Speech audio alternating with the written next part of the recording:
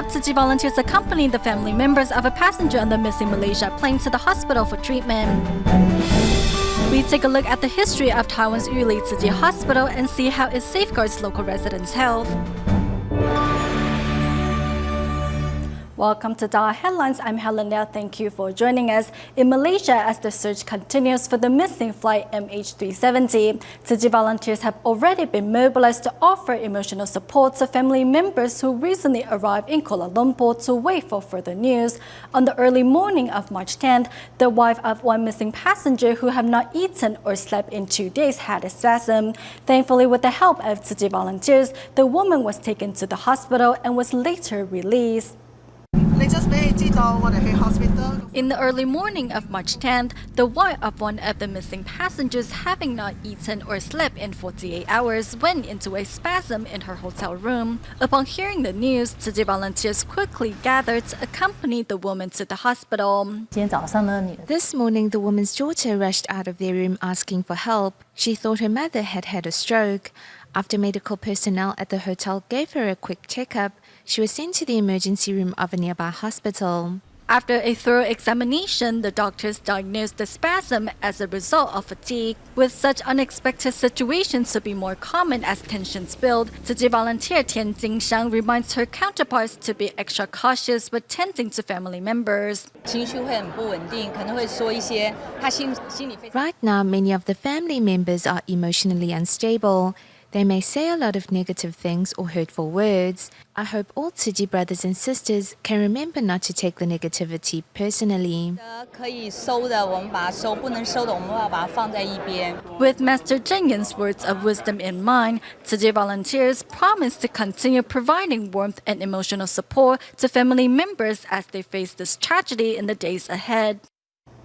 Among the 12 crew members on board the missing Malaysian plane, one was the parents of a student at Tzu Chi's DaAi Kindergarten in Malaysia. On March 10th, 5 volunteers and teachers visited the husband and mother of the crew member and were sad to see that her 4-year-old son is still waiting for his mother's return. Seeing the arrival of the Tzu Chi volunteers, Mr. Lee can't help but let go of his bottled-up emotions.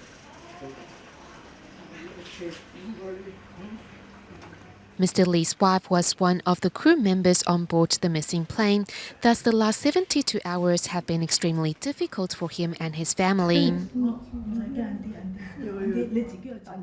Crying her heart out is the mother of the crew member, who hasn't had much sleep since the incident. I can come to terms with what has happened. I can't cry in front of my son-in-law because he still has a child to take care of. I'm really heartbroken. Looking at his family photo, the 4-year-old son has no idea that the flight his mother was on is missing and is particularly happy to see his teacher visiting.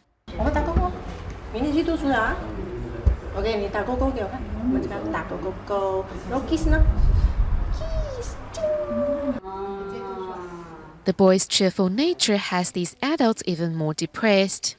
Near the end of their visits, the husband of the missing crew member asked volunteers to lead his family in prayer for the safe return of his wife.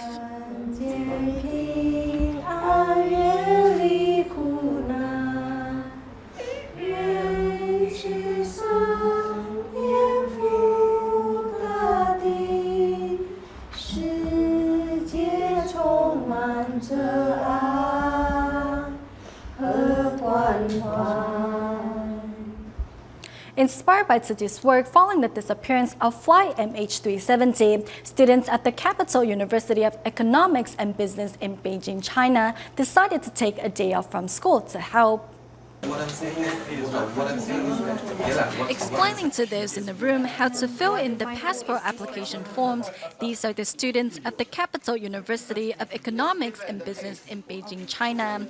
Today, many of them are taking a day off from school to volunteer. The school gave me a day off, but they will deduct 1 credit from my overall mark. As a university student, especially a member of the society. I think it is my duty to contribute. With the guidance and support from Tzu Chi volunteers, these students quickly learn how to fill in the passport application forms without a hitch. Tzu Chi volunteers taught us how to complete passport application forms and also coordinate everything for us. 整个现场过程中看到慈济人真的那种爱，真的能够抚平大家的那种情绪的那种不安。 Inspired by Tzu Chi volunteers' selfless dedication, in just one day, more than 7 people from all walks of life decided to join the Buddhist NGO. March 11th marked the 3rd anniversary of the 3/11 earthquake and tsunami in Japan. To commemorate those who lost their lives in the disasters, the Umi no Sato Foundation organized a photography exhibition and charity fair in Kamakura City, to which they invited the Tzu Chi Japan chapter to take part.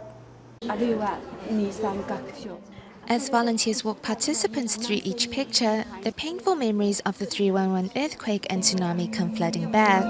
To mark the 3rd anniversary of the disaster, the Umi no Sato Foundation organized a photography exhibition and charity fair, and taking part at the foundation's request was also the Tzu Chi Japan chapter. Immediately after the 3/11 earthquake and tsunami, Tzu Chi volunteers from Taiwan arrived at the disaster site in Tohoku to help, but it seems many Japanese people do not know that.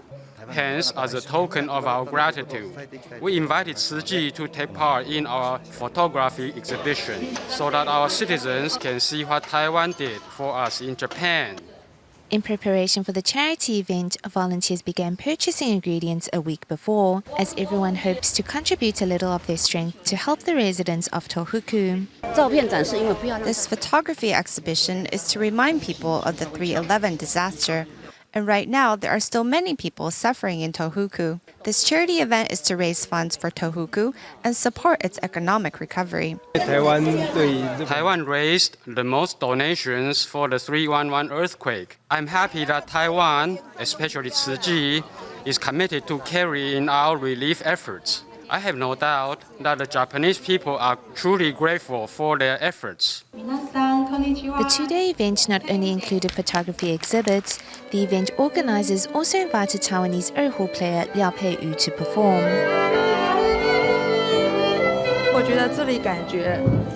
The atmosphere here is very calming. It's not like your typical stage, which is cold and distant. The whole setup here makes me feel at ease. For residents of Tohoku, 3/11 is a painful day to remember. However, with the unfaltering love of Tzu Chi volunteers, their pain will one day surely heal.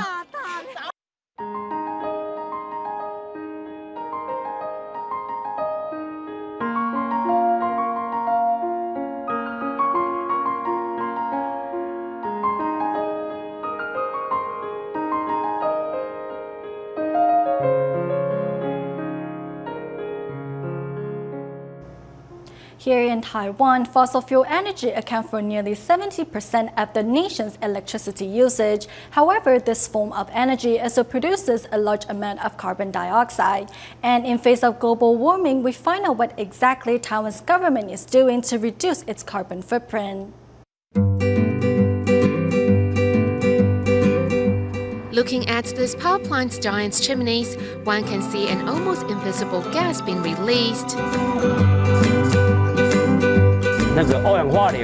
It produces carbon dioxide and nitrogen oxides. So far, we do not have the right technology to monitor the concentration level of carbon dioxide on the spot. Colorless and tasteless, yet carbon dioxide is said to be the culprit behind global warming. Power plants are major sources of carbon emissions in Taiwan. The burning of fossil fuels accounts for 72.6% of the total electricity production in Taiwan. In other words, most of the electricity used in our daily lives come from fossil fuels, which in turn produces carbon footprints. 在记者背后堆得像小山一样高的就是煤矿，这也是台东火力发电厂的储煤厂，每年会消耗掉1800万公吨的煤，制造3800万公吨的二氧化碳。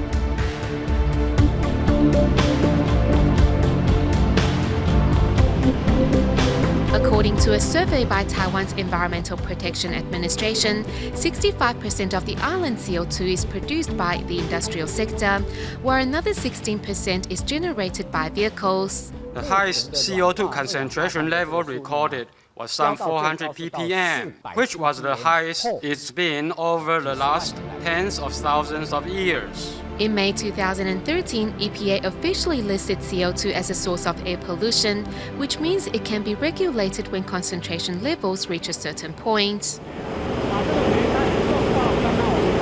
In response, the Taichung power plant replaced its old coal-fired units to reduce its carbon footprints.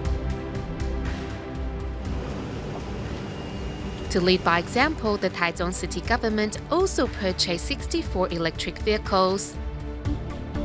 光是台中市就有160多个充电站，供给电动车电力。不过，电力的背后还是和二氧化碳脱不了关系。Low using electric vehicles will not produce CO2. The problem is that the electricity still came from fossil fuels or nuclear energy. To find a greener form of energy that does not produce CO2, experts suggest using renewable resources such as wind and solar power. Today, many developing countries have implemented regulations aimed at businesses that produce a large amount of carbon footprint as a way to remind them of the responsibility they have towards our planet. Here in Taiwan, similar rules are about to take effect. The tax collected through this levy will be an effective economic measurement for those that emit large amounts of carbon dioxide to think of ways to reduce their carbon footprint. To get to the root of the problem, besides developing renewable energy sources, we must also reduce energy usage. There are 1.78 million streetlights in Taiwan, and if we change all of them to LED lights, we will be able to save 700 million kilowatts of electricity annually. The increasing concentration of carbon dioxide in the atmosphere has been a major factor in climate changes around the globe. It seems that only when we change our way of life will we be able to make a difference in this battle to save our planet. Following the end of the simulated surgery program at the Tzu Chi University in Hualien, Taiwan, on March 10th, a Joe Memorial service was organized for all 8 silent mentors. On March 10th, Hualien Tzu Chi University held a memorial service for 8 silent mentors after the completion of the university's simulated surgery course. Expressing their sadness, students placed bouquets and cards on top of the casket. Through his participation, Nagahori Katsuya, a Tsuchin from Japan, says he has not only gained invaluable experience, but also seen firsthand the true spirit of selfless giving. Thank you to the silent mentors and their family members. Thank you to the Tzu Chi aunts and uncles and fellow students. This course inspired me to be a better doctor. One of the silent mentors was Tai Shu Zhu, whose wish of giving after death was finally fulfilled. Tai was in the trade business with her husband in Xiamen, China, and was also a DaAi mother to many students. We are happy that she was able to fulfill her wish of being a silent mentor. I think I will try to continue participating in Tzu Chi events and do her part as well. Alongside these silent mentors on the last leg of their journey, the medical students now shoulder the responsibility of curing the sick and poor. After the service, a ceremony was held to honor the 8 bodhisattvas. Amid the solemn singing, countless unsaid gratitude was conveyed. As a medical student, we should not allow the wounds on the silent mentors' bodies to be made in vain. We need to spread these mentors' love further by curing the ailments of all sentient beings. That is the best way we can repay them for their great love.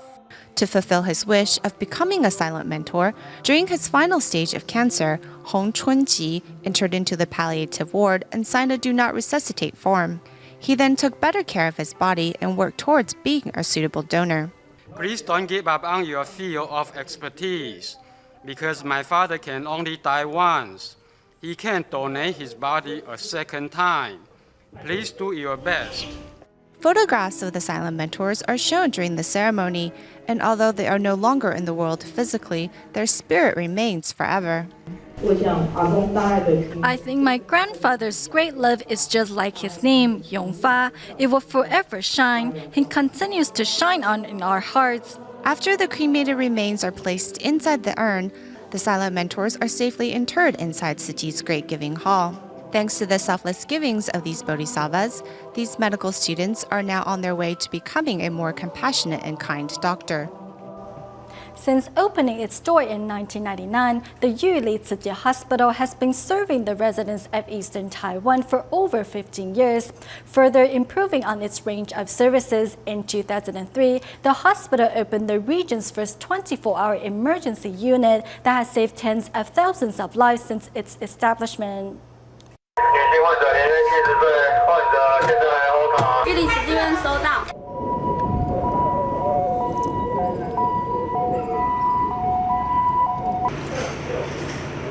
他到院前的时候已经是那个属于心脏、脉搏、血压都是0的状态，然后我开始在做 CPR 的动作。玉里慈济医院它在急重症这一块，以你们救护人员来讲的话，它其实相当的重要。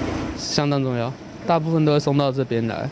In September 2003, Yuli Tzu Chi Hospital added a 24-hour emergency unit to its list of medical services, thereby offering an important lifeline for those in critical condition.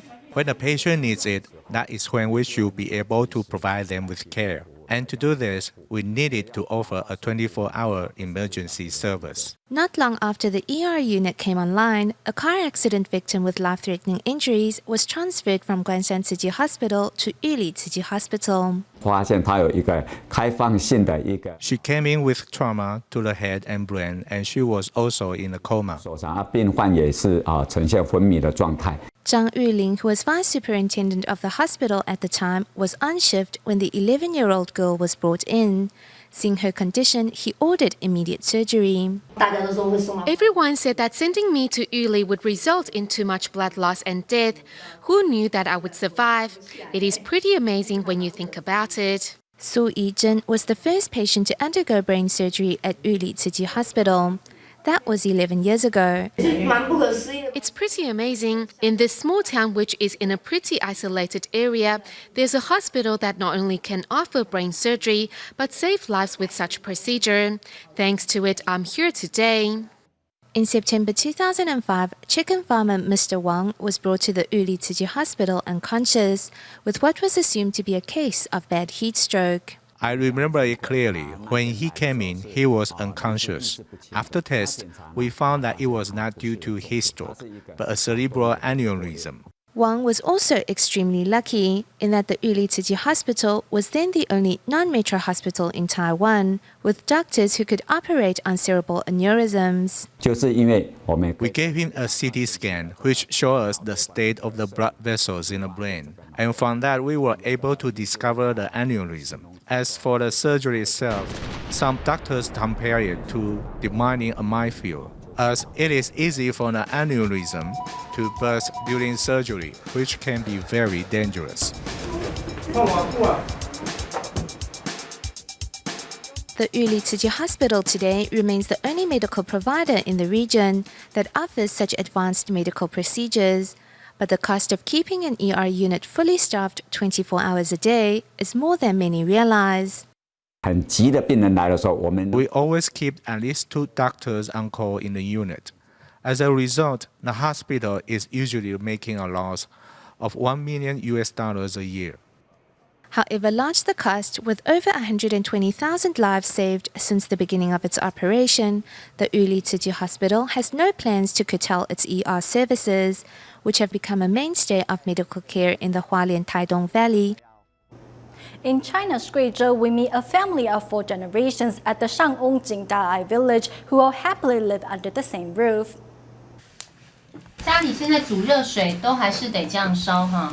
对。 Tending to the fire in the wood stove and adding firewood from time to time, this is a task that rests squarely on the shoulders of 60-year-old Cai Shunxian. This is because tending to his mother's daily needs is his most important duty. When I have money in the future, I will buy the hot water heater, so my mom can always have hot water for a bath, for washing her feet, her hair, and clothes. 谢谢他给我洗衣服啊。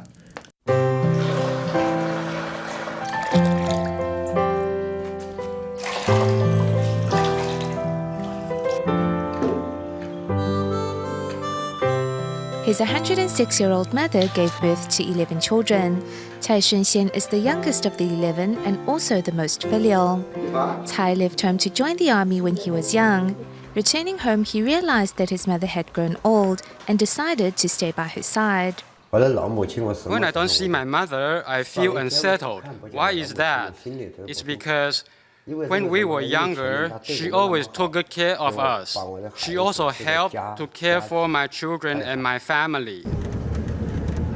The Chinese New Year is the centenarian's happiest time of year, as it is a time when her children, grandchildren, and great-grandchildren reunite for the holidays.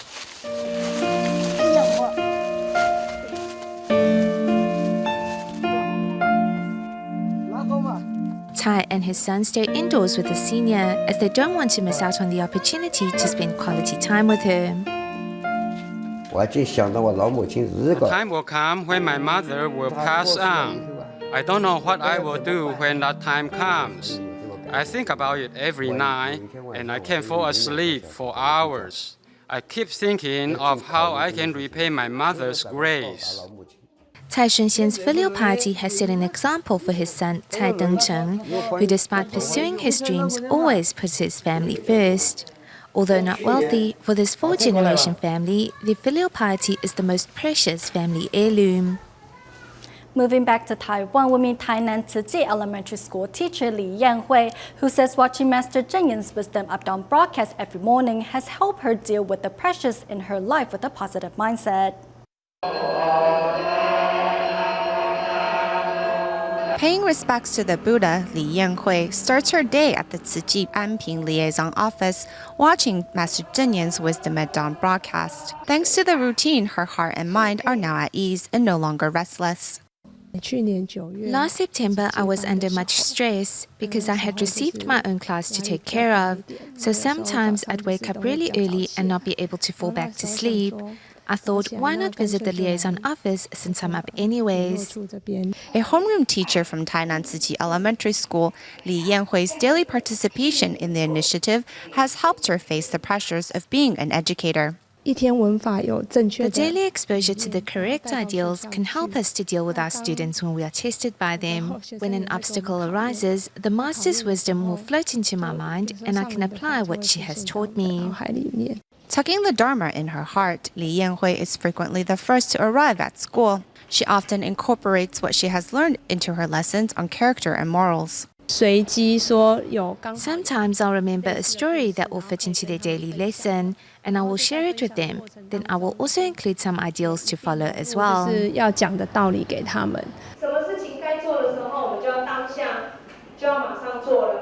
Li not only shares the wisdom with her students, but also uses it to reflect on her own behavior.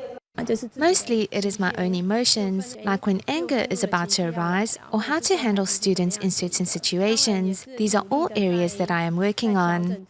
Rising early to watch Wisdom at Dawn cleanses and broadens one's heart. In facing the stress of educating her students, Li Yanhui has learned to fully use the Dharma to help her become a more understanding and compassionate teacher. We go back to Malaysia at the end of the show. In Johor Bahru, students at the Tzu Chi Kindergarten, staff members at the local Jingsi Books and Cafe, and students at the Penang Tzu Chi Academy pray for those on the missing flight MH370. We'll leave you with these images. Thank you for tuning in. Goodbye.